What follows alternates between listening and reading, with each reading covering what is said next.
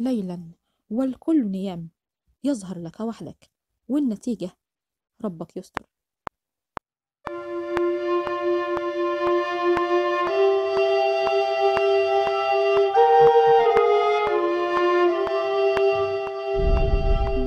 خير بداية الكلام السلام، وعليكم السلام ورحمة الله وبركاته. أنا الحكاء، أقص الحكاية لجمع من الناس، وأتمنى يكون الجمع ده أنتم مهتمية جدا بآرائكم واقتراحاتكم. أما بالنسبة للنقد رجاء رفق. أبورج المسلوخة، بعبع الأطفال، أكيد سمعت عنه وعن قصصه وأنت صغير.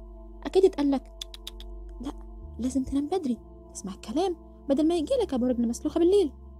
اسمع الكلام، خلص الواجب، كل كويس، نام بدري، وحاجات كتير جدا انت كنت بتعملها وبتنفذها بس وانت صغير عشان انت خايف من ظهور ابو رجل مسلوخه ليك بالليل. بعد ما كبرنا عايزين تعرفوا اكتر عنه، ايه وليه وازاي بدأت قصته؟ كمل معانا باقي الحلقة.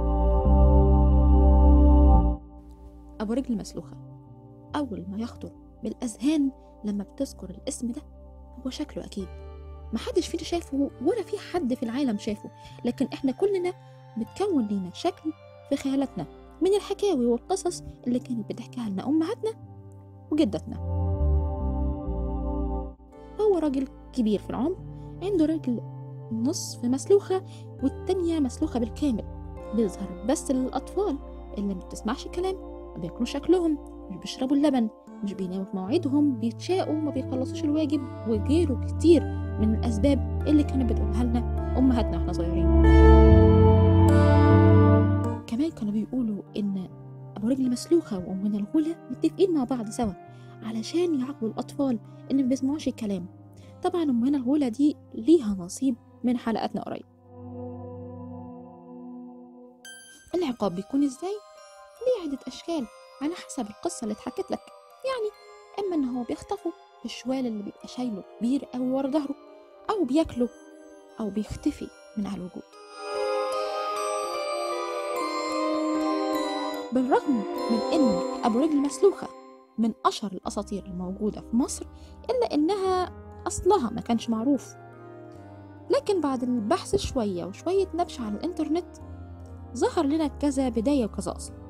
في اللي قالوا إنها لشخص حقيقي كان رجله مشوهة، وفي اللي قالوا لا، دي شخصية خيالية من أولها لآخرها.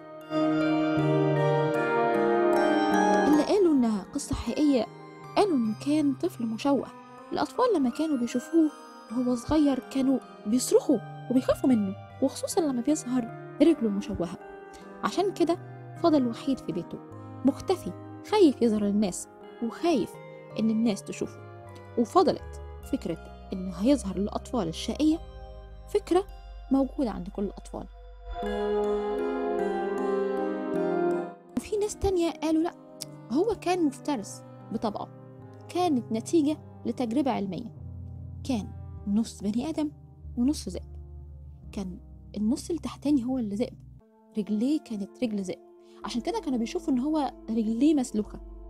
الأطفال لما شافوه وهو صغيرين كانوا بيتنمروا عليه، وهو من كتر الزعل والكبت كان بيستناهم هم نايمين تحت السرير، وكان بيتهجم عليهم ويقتلهم. لحد ما المسؤولين عن التجربة دي عرفوا اللي حصل، أخدوه وعزلوه عن البشر.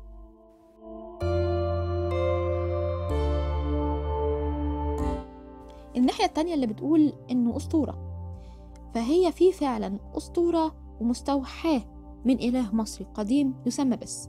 الإله ده كان إله المرح والسرور والحامي للأطفال والطفولة، وله قدرة على إشفاء الأم الحامل. بس أنا لغاية دلوقتي مش عارفة إزاي واحد بيخاف على الأطفال وبيشفي الأم الحامل يقدر إن هو يقتلهم ويأكلهم.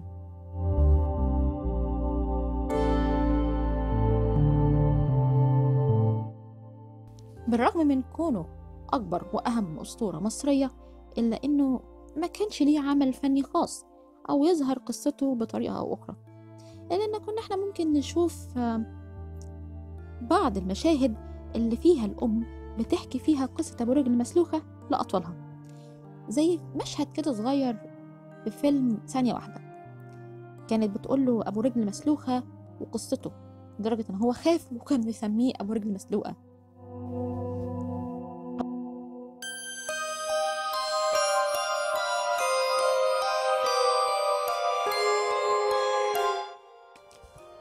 أبو رجل مسلوقة قصة تناقلت بين الأجيال من غير ما يحسبوا الحسابات الصح للقصة قبل ما يحكوها للأطفال.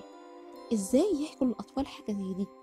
إزاي يحطوهم في موضع الرعب والخوف قبل ما يناموا؟ فكروش ممكن نفسيتهم تبقى عاملة إزاي؟